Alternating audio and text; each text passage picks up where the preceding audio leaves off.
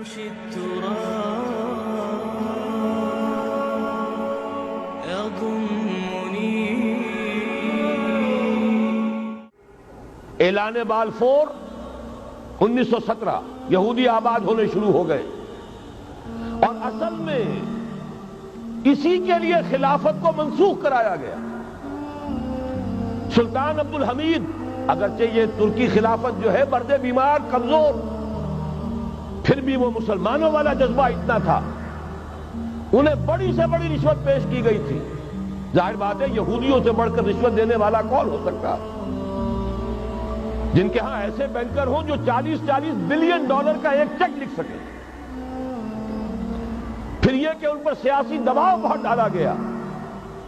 انہوں نے جب تک خلافت عثمانیہ برقرار رہی، یہودیوں کو فلسطین میں آباد ہونے کی اجازت نہیں دی، کہ جو معاہدہ کیا تھا حضرت عمر نے رضی اللہ تعالی عنہ، خلیفہ ثانی نے، خلیفہ راشد نے، ہم اس کے پابند ہیں، اور ہم یہاں یہودیوں کو آباد ہونے کی اجازت نہیں دیں۔ لہذا انہوں نے اس خلافت ہی کا بستر طے کرایا، اس لیے کہ نہ رہے بانس نہ بجے بانسری، نہ مسلمانوں کی وحدت ملی کی کوئی علامت دنیا میں باقی رہے، اور نہ مسلمان کسی مسئلے پر جمع ہو کر کوئی موقف اختیار کر سکے۔ اعلان بالفور کے نتیجے میں آبادکاری شروع ہوئی۔ 1948 میں اسرائیل قائم ہو گیا، معجزہ ہو گیا۔ 1967 میں اس کی توسیع ہو گئی۔ اس میں ایک بات اور بھی عرض کر دوں، یہ سارا کس طور سے ہوا ہے کام؟ آپ نے زائنزم کا نام تو سنا ہے، صہیونی تحریک۔ خود اس کا جو بابا اعظم تھا، آرڈر آف الومیناٹی، 1776 یکم مئی یہ نظام قائم کیا وائساپ نے، اور اس نظام کے تحت فری میسنری اور lodges of the great Orient قائم کیے گئے۔ یہ سارا ہتھ کنڈا وہ ابلیسی نظام، اس کی تفصیل ایک کینیڈین آتھر نے لکھی ہے کتاب میں، پاؤنز ان دی گیم۔ یہ سارا دھندا ایک شیطانی چکر ہے، ابلیسی چال ہے، اور اس کے ذریعے سے اسرائیل قائم ہوا، اور اس کی توسیع بھی ہوئی 1967 میں۔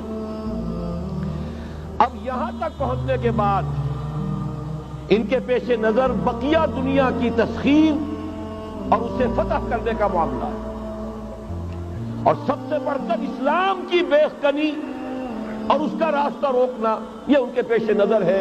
یریدون لیطفئوا نور اللہ بافواہہم۔ صورت اس وقت کیا ہے؟ یورپ اور امریکہ سے آپ مشرق کی طرف آئیے، پہلے عالم عرب ہے، عرب مسلم ورلڈ۔ مجھے یہ کہتے ہوئے سخت دکھ ہو رہا ہے، پورا عالم عرب وہ فتح کر چکے، وہ عرب ممالک کے جو اسرائیل کے ساتھ کسی میز پر بیٹھ کر گفتگو کرنے کو تیار نہیں تھے۔ آپ دیکھ رہے ہیں کہ لائن لگ گئی۔ کبھی صرف انور سادات نے ریکگنائز کیا تھا، پوری دنیا میں شور مچا تھا، اس پر لعنت ملامت ہوئی تھی۔ اب تو ایک ایک کر کے، وہ شاہ حسن ہو چاہے شاہ حسین ہو، اب تو وہاں سے ویزے ختم ہو رہے ہیں۔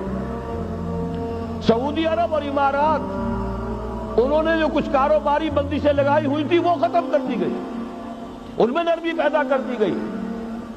یہ صورتحال ہے کہ واقعتاً ان کی جو عالمی تسخیر کا پروگرام ہے وہ آگے بڑھ رہا ہے، اور بدقسمتی سے امت مسلمہ کا جو قلب ہے، اس امت کا قلب امیین پر مشتمل ہے۔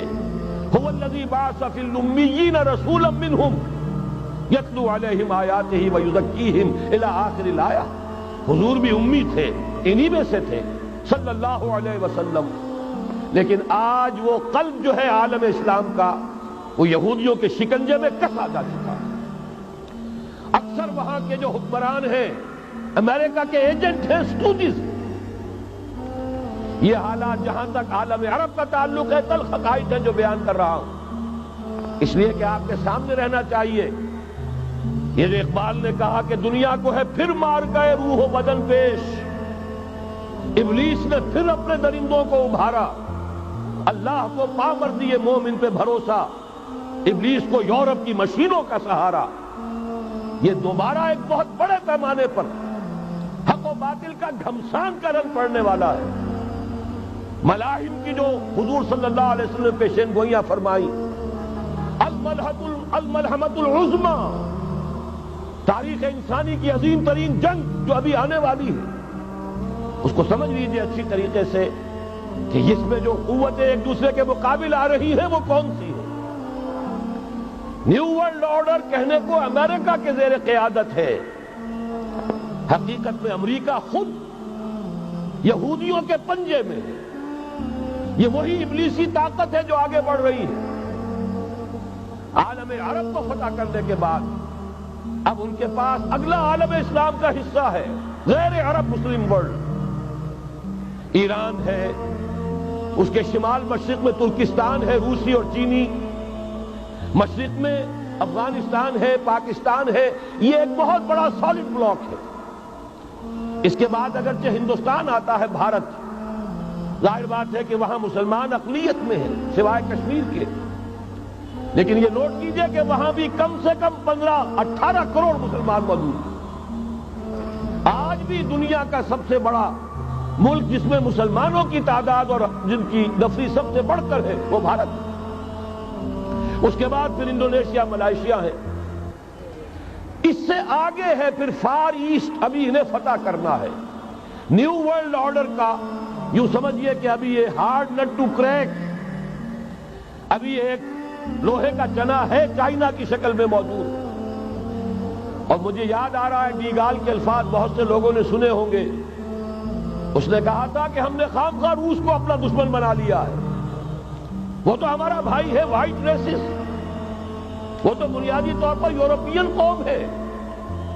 Beware of the yellow masses of the east, تمہیں گھبرانا چاہیے، تمہیں خبر لینی چاہیے، وہ مشرق بعید کے جو زرد رو لوگ ہیں، China, Indo China, Japan, yellow races. ابھی اس نیو ورلڈ آرڈر کے لیے جو فتح عالم اور تسخیر عالم کا پروگرام ہے، اس میں پہلے غیر عرب مسلمان دنیا اور پھر یہ فار ایسٹ کا خاص طور پر یلو ماسز، یہ ہے کہ جنہیں ابھی انہیں ٹیکل کرنا ہے۔